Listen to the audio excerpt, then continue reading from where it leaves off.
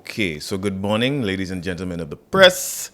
It is the first Monday after what was a very exciting Jazz and Arts climax. I'm sure you're eager to ask all of your questions regarding the outcome of last weekend's Jazz and Arts Festival.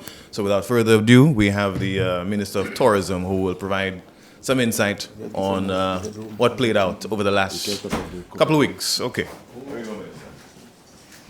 Thank you very much, everyone. I think I probably should allow it to be driven by questions, but of course, let me make a general comment to start off, to express our sincere thanks to all the teams that made this year the success that it was. The SLTA team, the Events Company of St. Lucia team, the CDF team, the community teams, all the sponsors who came out this year in record number to support the Jazz and Arts Festival. Let's also recognize the service providers. This year was the largest festival in terms of the number of events, but also to the largest number in terms of participation of the public. And it required a lot of service providers to make it happen. We've already started the process of reflection and review, and already started to look towards 2026, God willing, for us to have an even bigger and better festival. Like everything else, there would be shortcomings this year. There would be deficiencies, and we will focus on some of these and to see how we can overcome them for next year. I think maybe we could take some questions and I could lead off from there on it. We also have to note that we're starting to get ready for Carnival season. We have a launch on Thursday for Junior Carnival.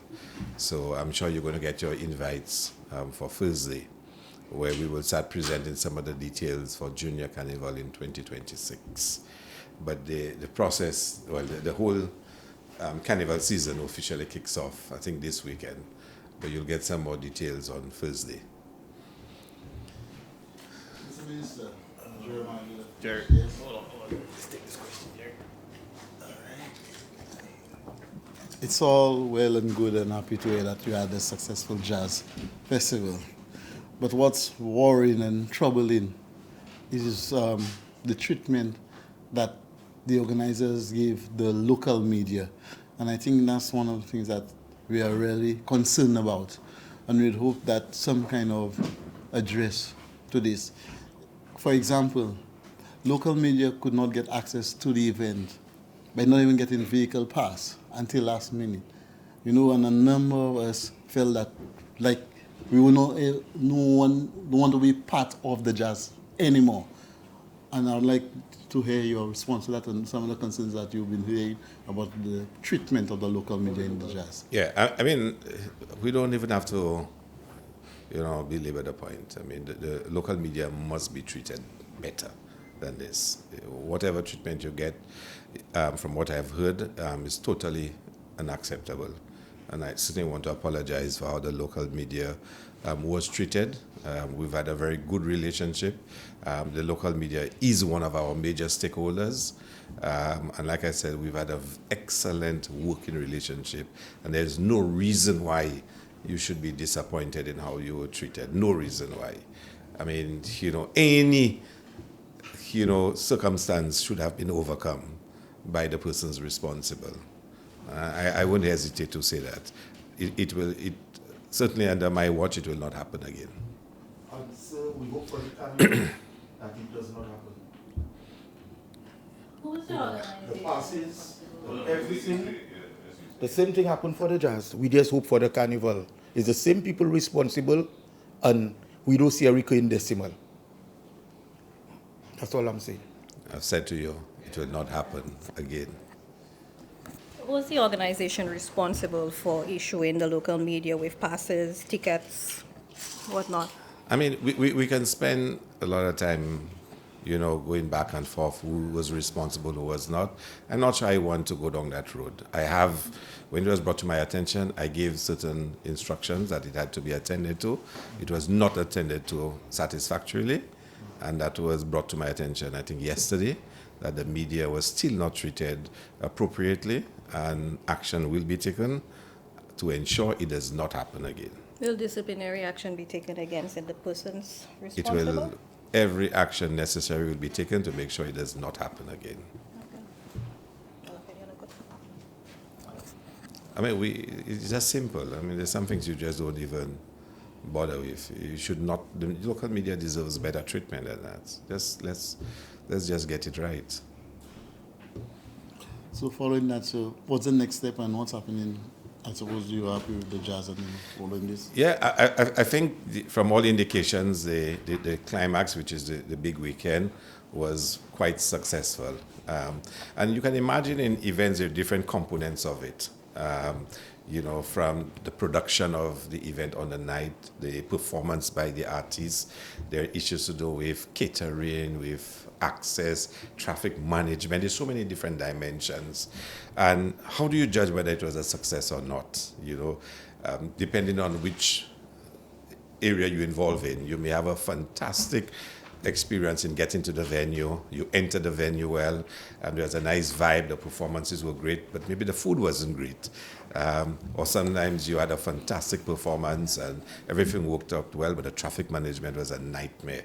So every, you know, there are different, you know, experiences within the overall experience. Traffic management continues to be a major concern for us. And the truth is, the event is outgrowing the infrastructure that we have. Because just figure out where the national park is located, one road leading to it. So there's one entrance road, which is the same exit road. And the parking and the shuttles. And I've been working in trying to develop an efficient, you know, park and ride system since 2005 when I was involved in cricket. We've been trying to get this right. We've had successes, we have failures. Now I'm not directly involved in the operations, so I know it's a challenge to get it right. And the cultural habits of St. Lucians do not help. People like to park their vehicle right next to where they are going, so when they're ready to leave, they can just jump in their vehicle and drive away. Nobody wants to wait too long. And I had some difficulty explaining to some people who said to me, just let everybody park around the national park. I said, if you let everybody park there, for you to get out would take 3 hours. Because there's so many vehicles that park. Each one have to come out and causing backlog. It take you 3 hours. If you use the park and ride, it will be faster. But when they're in the park and ride, nobody wants to wait 45 minutes. You know, because they feel as soon as they're ready to leave, there should be a shuttle, and the shuttle should get them there immediately to the parking area and for them to leave. So the system is not working the way it's supposed to work. And they also have some little traffic management issues too that I think we need to overcome. But that's for internal review and discussion. So last year, Saturday and Sunday, I thought we had it right. It worked last year, Saturday and Sunday. Why could we not replicate it this year? Again, that's an issue for internal review. But when you look at the totality of it, I think I love the layout of the venue. The way it was laid out, I think it was much better.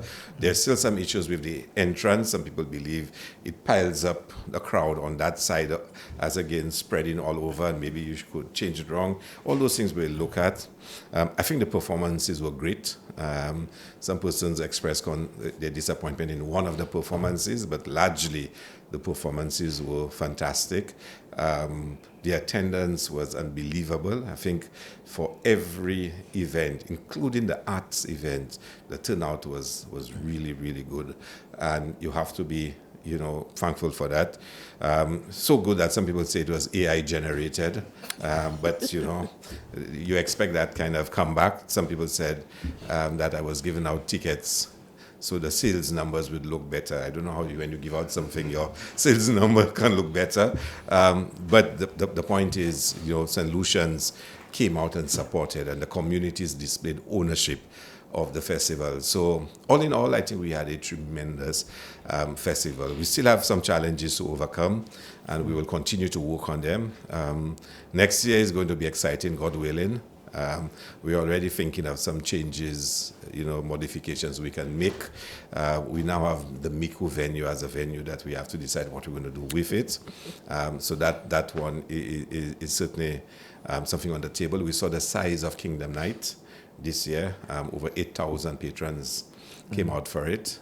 We have to decide Are we going to make it even bigger next year, and how do we do so? Because it is a special night for a demographic of our population.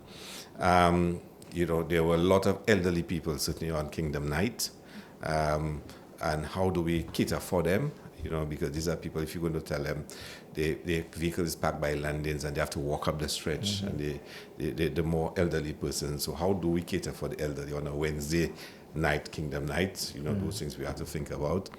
The opening night at Phillip Park, we had more than 11,000 patrons there. How much bigger can we allow it to get? So we have some issues we need to reflect on. As always, we always ask St. Lucians to send in their suggestions as to who they want to see at the festival. And I know you make your suggestions. And we, like everything else, it goes into the pot, and the committee will look at it. But we were very happy with it, and I think everybody is already thinking of next year.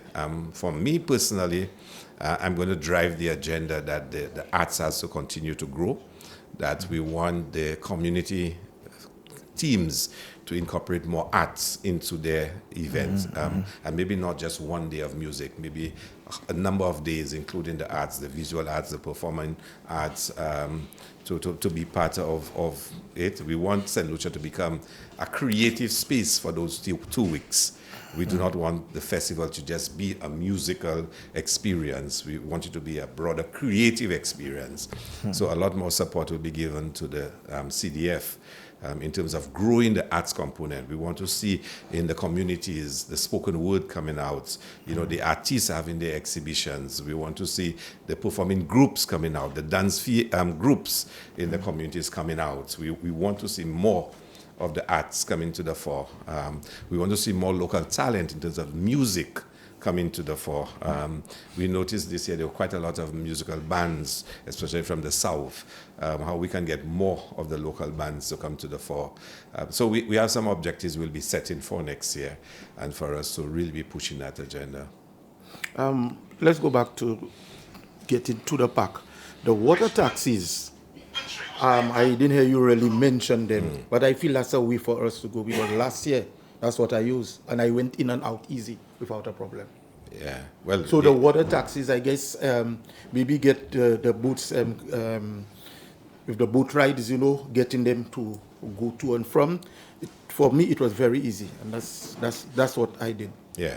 Well, I mean, some people had good experiences and some had bad experiences. Yeah. But the water taxi was really easy. For you? Yeah. You park by Johnson, you take the water taxi, drop you in the park, and that's it. Yeah. So that's a way I believe that you could maybe... Well, we probably want people to take the water taxi from Point Seraphine rather than Marina, because when your car comes out of Johnson or even the Marina, it then starts a backup all the way. If you take it from Point Seraphine, then there is no traffic that comes up north. We want to reduce the amount of traffic coming up north. So as much as we can push it further away from the venue, the better it is. Because yes, it helps, but when all the cars start coming out of Johnson, it then causes the backup for the vehicles that will park at Pigeon Point and landings. So you see where the problem is. Yeah, so the further away from the venue we can get. But the thing is, we went out very fast. There was no traffic, because we had time reach before it. No, you are at the front of the traffic. Yeah. Because once you pass Harbour Club, the traffic flows. Yeah. But the build-up starts there, because vehicles are coming out of Darren Sami, they come out of Johnson, they come out of the Marina.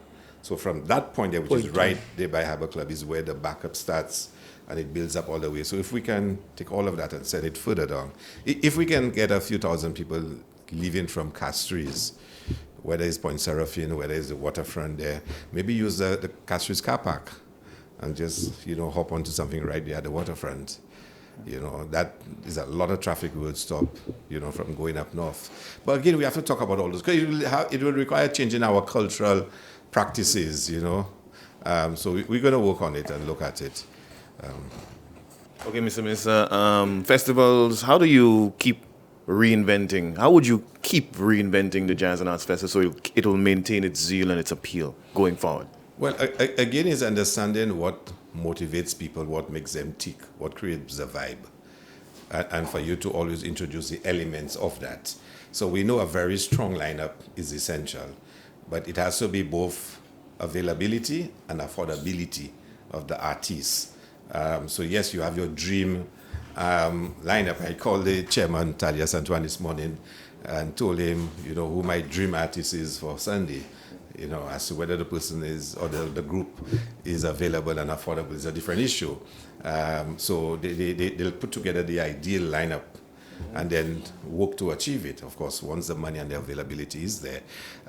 But it is more than that. It's an experience. Because a point which was made up to me is that the Saturday crowd has always generally been a smaller crowd. Because people who go to the Friday, they will do all their tours, all their, excursions on the Saturday, skip Saturday night and then do Sunday. Because if you come to St. Lucia and you just do 3 nights and you never see St. Lucia, you feel you're falling short. Although this year Saturday was still very, very good.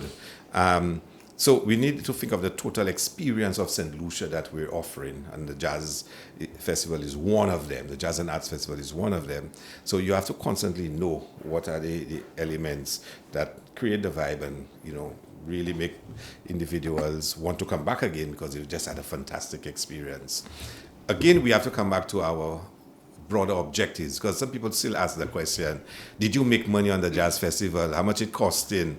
And my dear friend right here is always asking me how much it's costing and how much money we made or whatnot. Because sometimes people still think in the old terms of the Jazz Festival. It was used for a particular purpose, for marketing and to bring numbers. For us now, the Jazz Festival and Arts Festival is more than that. It's about, marketing for St. Lucia still. It's about bringing in numbers still. But it's also developmental for our creatives, to develop our orange economy, to develop the creatives of St. Lucia. It's also an economic empowerment mechanism where communities now are building their own event economy in a sense. The small businesses, the community itself gets an opportunity to earn some money. So that the whole role is growing in terms of the role that it plays in our national development. So it's not a simple dollar sense. So when we start talking about, tweaking it and building it, the festival must not remain static as a music festival. It must grow into a creative space in St. Lucia. Everybody knows St. Lucia, the first 2 weeks of May, is one of the most creative places you can be in the Caribbean, whether for spoken word, whether for art exhibition, whether it's for performing arts, whether it is for visual arts, whether it is for the music itself. All of that must become part of the festival. So the attraction now is that you're not just going to St. Lucia because there is music on a weekend. You're going to St. Lucia because there's a whole creative experience. Some people may not even stay for the music really, but they came because there is some performance. Just think about it.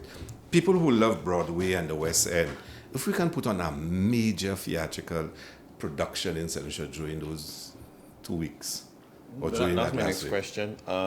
The main stage weekend is dominated by musical acts. No doubt it drives attendance and sales. But is it possible, feasible down the road that there will be a visual, instead of music, there will be a spoken Well, not word instead, performance, not instead. or in addition to In addition. And that's what we move into. And that's the point I'm just making. on main stage? Well, it doesn't have to be at main stage. It doesn't have to be. Main stage is music. Let it stay that way. But it doesn't mean on the first day there's pure jazz for those pure jazz lovers. But that's, and this year the pure jazz had an excellent turnout. But there might be 1,000 people at the pure jazz, but there might be 1,500 viewing a major theatrical production. At the same time, it doesn't have to be that instead. We shouldn't remove the music. We should broaden the experiences that people have. So people might come just for that production. They might come just for, this. Different demographics we'll be bringing in.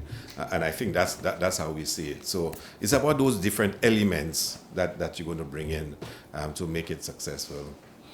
All right, Minister, we saw that during the period that the artists who came down also engaged with youth in terms of Yes, conversations yeah. and dialogues, in terms of, how to better themselves within the art form. Is that a conscious act on the behalf of, on the part of government to ensure that those parts happen? Yeah, definitely. And we're going to grow that aspect of it. So even next year, we're going to make sure that some of the persons are involved in teaching classes, and we had some of that this year to really broaden it. So in discussing the contracts, we'll look to see to what extent we can use them for developmental purposes, but also for social development, opportunities as well. And I think you will see a lot more. It has been done in the past. It's not anything new. It has been done in the past. But we're going to almost structure it now that it is part of that. Again, creating a whole new vibe about the festival that when you go to Central to perform, you're also expected to do, those socially conscious activities as well. Jazz on the Square seems to have had a problem with time. The problem with the church, and I believe it started later than usual. I believe that's somewhere that within your areas that you'll have to check, because jazz on the church, it did clash this year and cause a problem. So, well, again, there are many other opportunities we can put on the table. We had that problem last year, again this year. We need to respect the church and the timings for the events, but by next year we'll have the boardwalk built at the front, the waterfront, which will give us a lot of performance space. The amphitheater in Serenity Park is now completed, which will give us more options. At Point Seraphine, I'd want them to have tea time jazz at Point Seraphine. It is something we can think about. I know in the first year we came back, we did have some, I think, spoken word there. It didn't really work out the way we wanted, but it was the first year. So we'll have many other options to look at. So whilst we cannot start at the square, but there might be something on the boardwalk taking place. It might just be performers just performing there and people just assembling on the boardwalk, and then move to the square.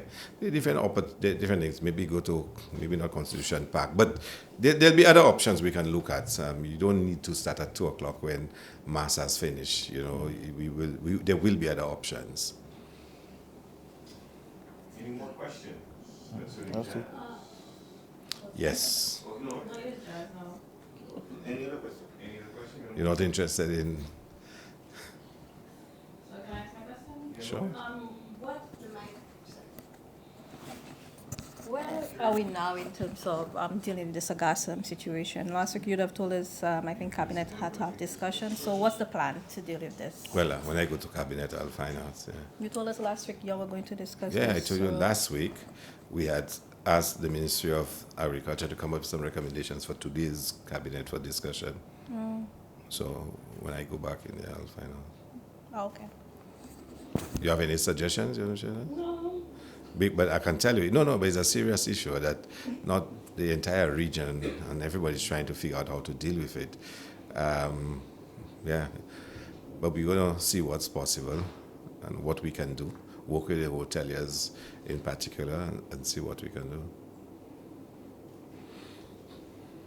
Shifting gears away from the Yes, I think she. Kingdom Night. Yeah. Are you, because I know that you said that working with the artists that you would definitely want to bring, because they would be occupied and you will not be able to reach them. I know that you were looking forward to bring Ada or Sinash. Not Sinash, Mercy Chinwo. Are you working on that now to make sure? Because in our successes in Kingdom Night or other jazz events, it has to do with the type of artists that you bring. Because these are big-time singers and people love them and their songs. So I believe if we continue to bring those type of artists down, this is what causes the numbers to grow. This is what causes people to get attached to those events. So being a Christian and I love music, I love worship music, with Sinash and Ada, are you all working already to get those artists down? Yeah, well, I think Mr. Antoine, the appropriate time. I'm sure he's already working on the lineup for next year. The committee works very hard, and I really have to say thank you to the committee for a year, for especially the last 2 to 3 years, coming up with the fantastic lineups. And I can tell you they will not fall short next year. We just hope that nothing goes wrong and that there is no cancellation of jazz again. So let's see. Maybe sometime you should ask the opposition what's their policy position on jazz, that if election should be held, do they plan to cancel jazz once again? No, it's a fair question, no? You should answer with some of them who were actually in attendance over the weekend. Well, Get their feedback. it'd be interesting. I leave it to you and the others, Jerry and what's Lynn, to find out for me, please. What's their policy position, Jazz?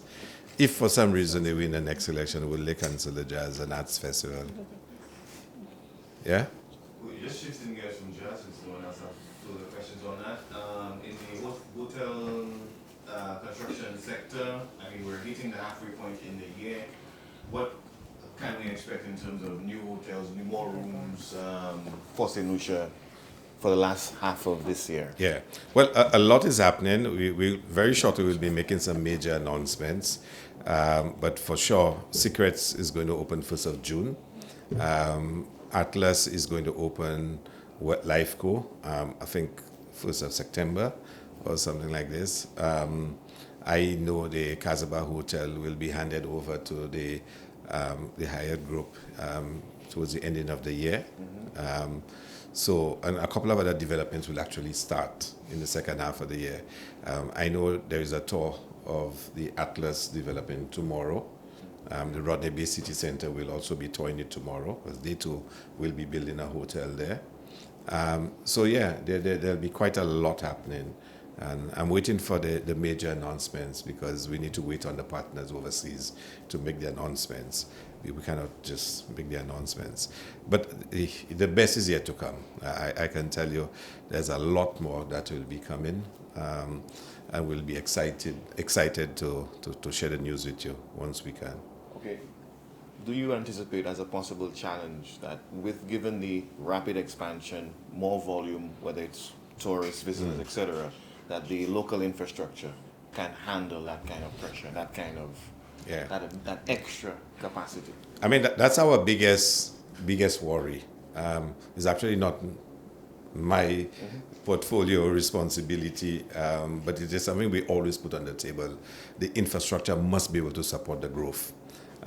Sometimes you can use that growth to propel the infrastructural improvement because it forces the infrastructure to respond to the demands of the growth. So yes, it is a big worry. The road network, how are we going to move?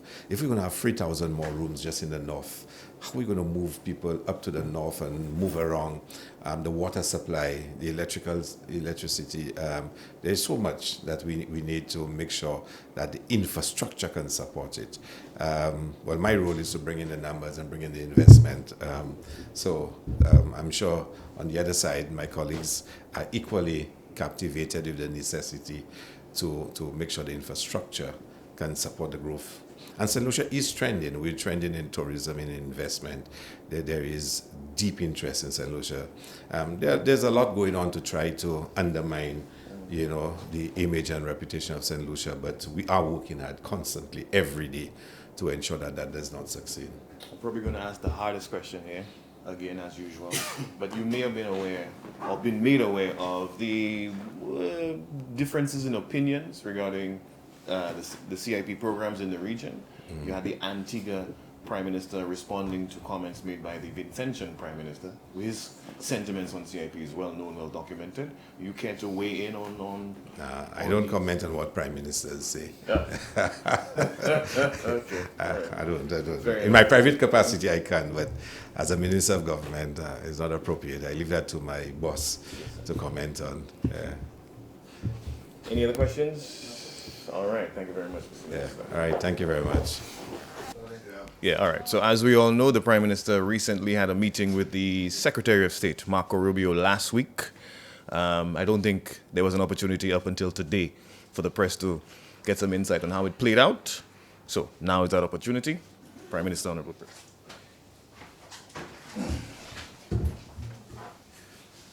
Thank you very much. Good morning.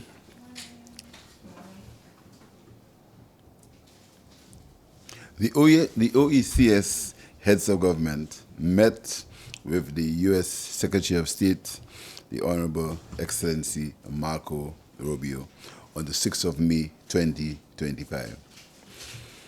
The OECS heads of government conveyed with clarity the region's principal concerns, the implications of recently announced U.S. tariffs on regional economies, the need for the Cuban medical support personnel to support the OECS public health systems, and the need for a balanced approach to security and the structural trade that continues to disadvantage small island economies. In addressing the 10% U.S. tariffs now imposed on all imports, including from the OECS, our leaders emphasized the economic hardship this measure may impose, particularly in sectors dependent on U.S. goods, such as health, education, and food security. Additionally, the OECS heads brought to the Secretary attention that the U.S. enjoyed an overwhelming favorable balance of trade advantage with the OECS. In 2023, the U.S. exported $2.23 billion to the OECS in comparison to U.S. $67.5 million in OECS exports to the USA. The OECS reaffirmed its readiness to engage in constructive dialogue on fair trade and development and urged that this matter be reconsidered in light of the region's vulnerabilities and the close interdependence with U.S. markets. The issue of Cuban medical missions was addressed directly. OECS leaders reiterated that these programs are neither exploitative nor in violation of international labor norms. They understood the critical role Cuban doctors play in providing essential health services, especially in rural and underserved communities. While open to strengthening oversight mechanisms, the OECS firmly rejected the mischaracterization of these partnerships as human trafficking. On regional security, the OECS expressed appreciation for U.S. support for initiatives such as the Caribbean Basin Security Initiative, but also emphasized the need for a broader definition of security that includes disaster preparedness, climate resilience, and economic security. With hurricane season imminent, the U.S. welcomed the reactivation of the U.S. early warning and emergency response programs. OECS leaders reaffirmed their sovereign right to maintain diverse and diplomatic economic relations, including China, rooted in developmental cooperation. They assured the U.S. that these relationships are non-military in nature and are not driven by geopolitical alignment, but by economic necessity. The first engagement with Secretary Rubio was respectful, candid, and productive. It laid a solid foundation for continued dialogue and joint action. The OECS looks forward to tangible follow-through on the commitments made and reiterates its readiness to work with the United States on a renewed agenda of cooperation grounded in shared values, respect, and partnership. The OECS heads, and I led the delegation, we said to the Secretary of State, and I quote, "We fully respect the mandate entrusted to you by the American people and the agenda your administration pursues. We are also compelled, respectfully and forthrightly, to share the perspectives and pressing concerns of our own people. This meeting represents an opportunity not simply for dialogue, but for alignment towards cooperation that is both principled and pragmatic." Yes. Coming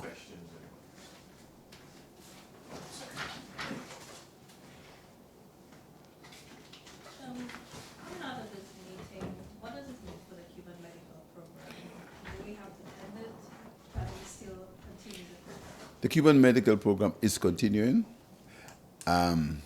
We explained to the U.S. that there was no human trafficking. There were concerns that there may have been human trafficking, etc. We explained to the U.S., to the Secretary of State, that there was no human trafficking. The Cuban personnel in St. Lucia were paid a salary. They lived in the country. They had their own homes, their own social life. They lived like anybody that comes from anywhere else, like the Indian doctors come from India. But so we think there's a better understanding, and the program, as far as we got from the meeting, will not be stopped. But we're ready to answer any questions. You see, it's open. We can answer any other questions that the U.S. wants answered. Any discussions on our programs, the citizenship by investment programs? In fact, the U.S. has actually started a CIP program. If you know the Trump program, the Trump card, they call it, $5 million in the gold card. So the U.S. understands. In fact, the U.S. have been working with us. If you recall, there was a meeting held sometime last year that I attended where the U.S. gave us, and you know that history is something that we mustn't forget. The U.S. gave us 6 points that we should follow. We've done all of them, and then the U.S. actually have not raised any questions about the program. Anything they ask, we give them. In fact, the firms that do diligence for us, actually, some of them are U.S. firms. And then that came up. But the U.S. expressed nothing negative at the meeting to the CIP program. What they continue to want is proper due diligence. That is what they continue to want. And then there's another aspect which we are working on, which is biometric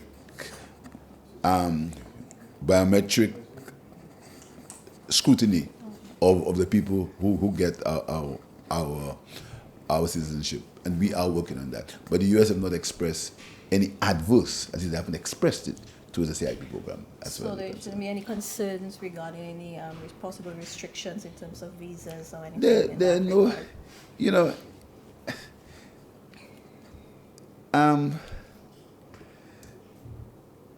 sometimes sometimes it amazes me why, for political reasons, we always have to wish bad on our country. It's very, because I'll tell you something. When anybody goes for a visa, they don't go and say, I'm yellow, I'm red, They go for a visa. Now, to imply that there's some relationship between, it's actually based on raw politics. That's not necessary. We can discuss the issues, but to link somebody wanting to go and shop in the U.S., when you go on holiday in the U.S., to link that with the CIP program, it's something that we should not do as a country. We should not do. I've said to you all the time, members of the press, and something I don't think you quote me enough. I've said that this job is a temporary job. And anybody who becomes prime minister of the country is going to be temporary. So we must not, in the quest to become prime minister or to run the country, that we burn it down. So because what we say here has a serious impact on the people who listen. So I don't think that it's right first to link CIP program to visas and people going to shop in United States. I don't think it's right. But as far as I'm concerned, the U.S. said nothing about that. Rubio said nothing about in our discussions with him. Nothing of that nature was said. Nothing. Okay. Regarding the whole tariff policy of the U.S., could we see a possible pause on tariffs of our exports to the U.S.? Yes, I'm glad you asked that. When the tariff issue came out and I was questioned, I said to you that we formed a subcommittee of the cabinet, and as usual, I was criticized for not doing anything. The normal thing, and I ended up being right, because you see, talk is cheap. We can go out and we can talk, but you must understand the reality of the situation. The reality situation is the U.S. government, the U.S. people, elections have consequences. The U.S. voted for President Donald Trump. They voted for him. They voted for his policies. They voted for what he stood for. Who am I to say to the U.S. people that they must not support the policies of their president?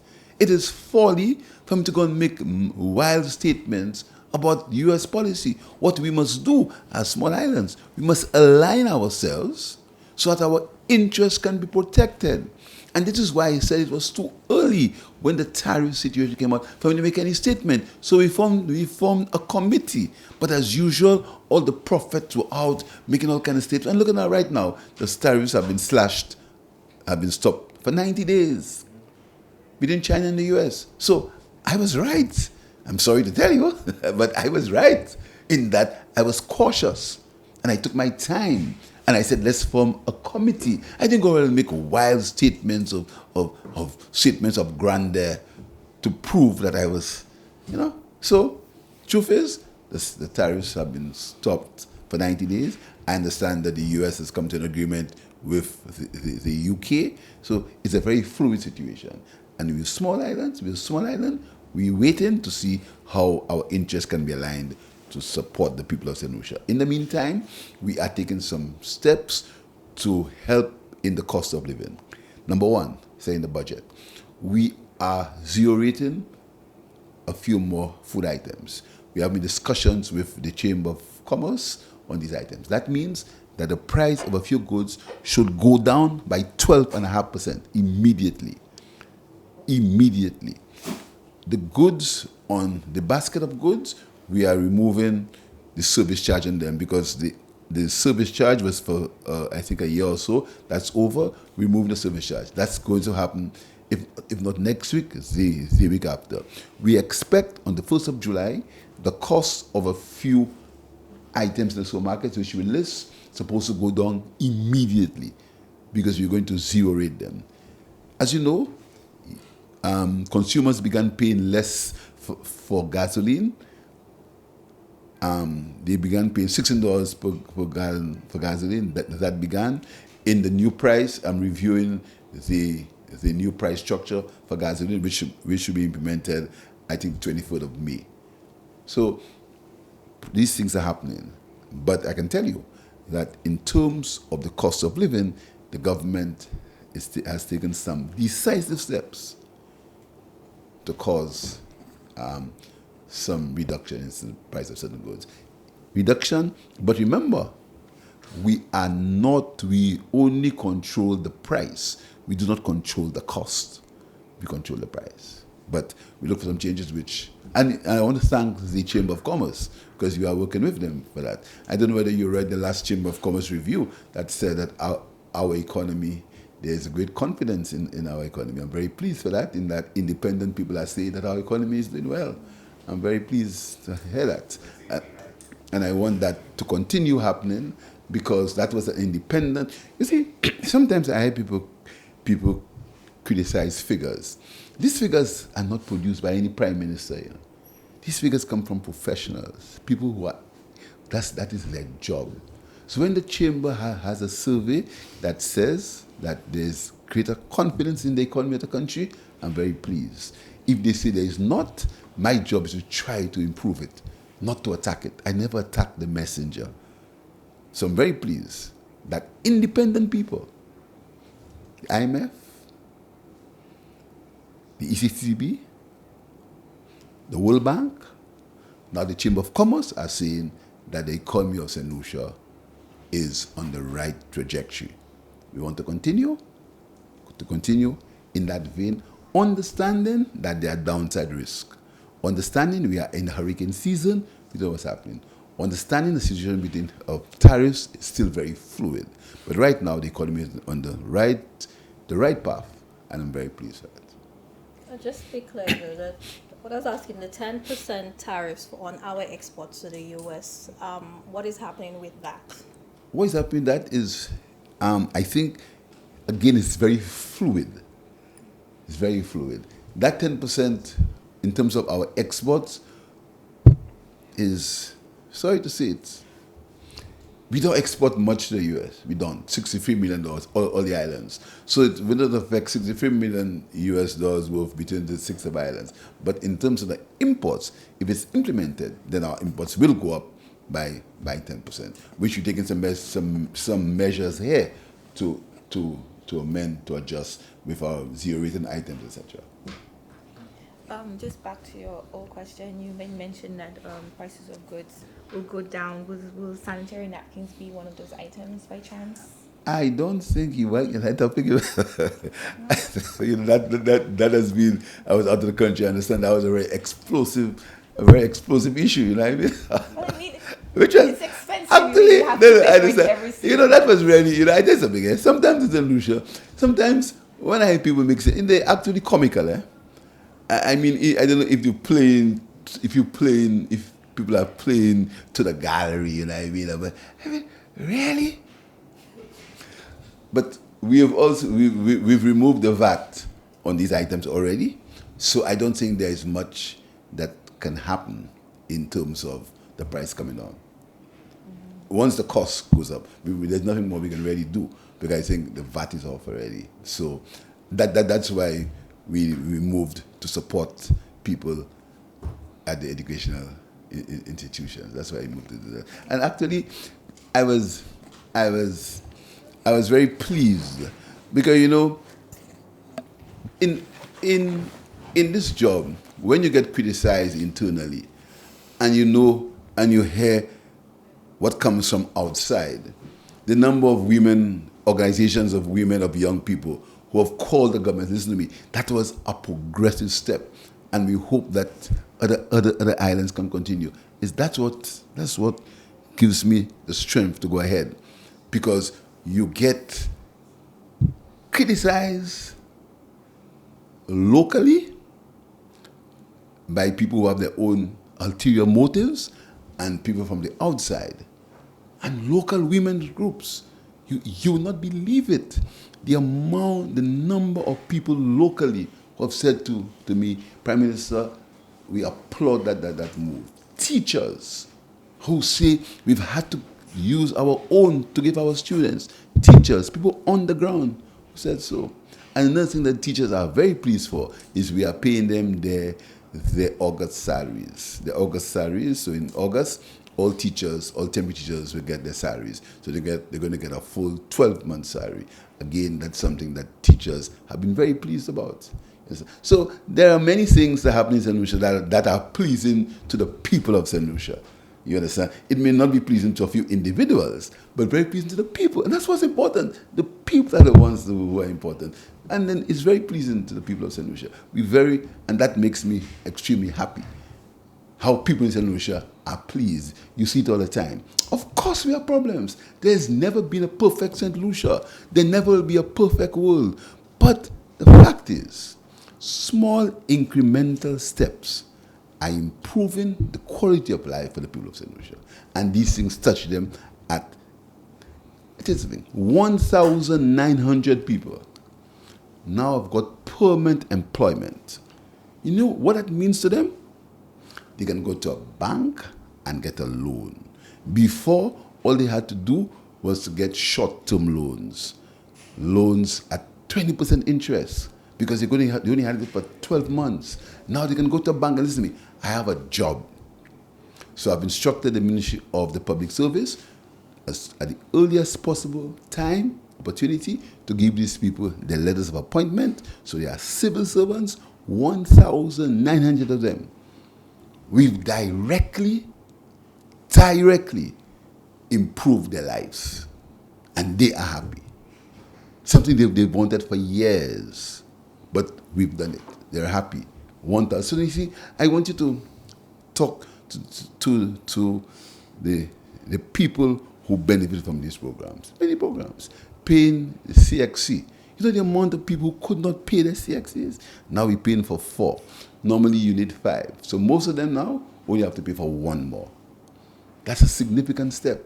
You know, if your father can afford it, doesn't make any difference. You can pay 15 CXCs. But if you can't afford it, if you're a single mother, and the government now pays your utility fees for the schools, facility fees, they pay. Then the government is paying your CXC. That's a significant change in your life. That's what we want to do. Change people's lives. That's what we are doing. Would you at this point be able to give us the costing of the purchase of the intruder lot? I said in the budget, it costs $14.5 million. And the project now, what that additional cost is because, again, let me explain. That building belongs to the people of St. Lucia. It is, right now, instead of paying the rent to somebody else, instead of making some landlord rich, instead of paying some landlord's mortgage, we're paying our own mortgage. the work has started on the lot, on the building. We purchased, there's a purchase agreement with the Ajuda family for $14.5 million. That process is continuing.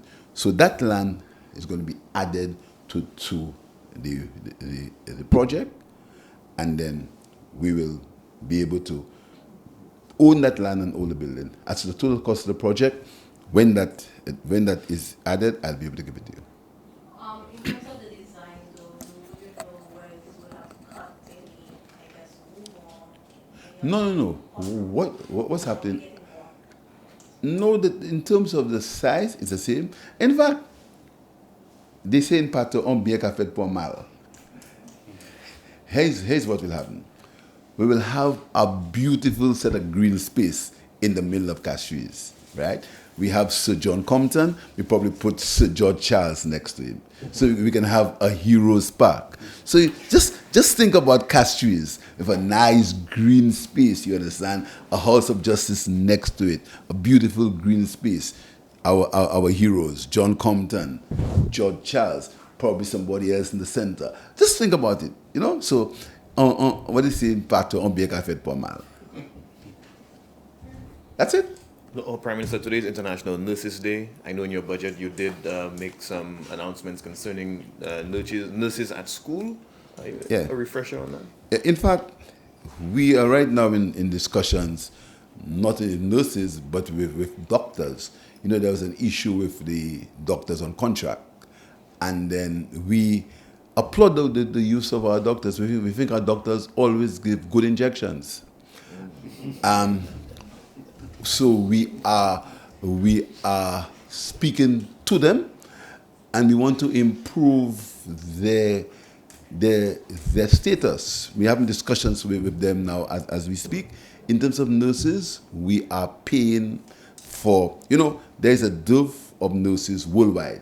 I don't know if you saw on television sometime last week or so, the Barbados again nurses from Ghana. You see, we pretend many times that St. Lucia is the only country in the world. There's a little place called St. Lucia, and the whole world goes around, and St. Lucia is just there. So you make loud statements of things that we know really don't make any sense. There is, since COVID, there's a dearth of nurses. Nurses are leaving to seek what they think most of the time are greener pastures. In St. Lucia, listen to me. The cost of training these nurses is high. The government has said, whilst we deal with that, we're going to pay for those who are there, pay their final years, pay their second year, and those that come in their first year. Then we'll see how that goes, and it will be reviewed at some point. But we are paying for the nurses, and we applaud the work that they do. We applaud their work. We have a lot of confidence in the system. We do not think that they practice any sort of deliberately practice any malpractice. We're very pleased with them, and we thank them for the service that they give to the people of St. Lucia. Okay, hard political question. My colleagues are afraid to ask it. This week, the MP for Vieux Fort South is going to have a political meeting in his constituency. News reporter language. Speculation is rife. He's going to make an announcement concerning his political future. Care to preempt, or what's your thoughts on his on what's to come where Dr. Anthony is concerned? All I can tell you is that Dr. Anthony was Prime Minister of St. Lucia. I worked in his cabinet. He had the privilege of serving with him in his cabinet from 1997. I also had the privilege of being his deputy. He's a gentleman I've had the highest esteem and highest regard for. I think he's done wonders for St. Lucia. I think he's worked in his constituency. In fact, we won together in 1997, and we've served the constituency from that time.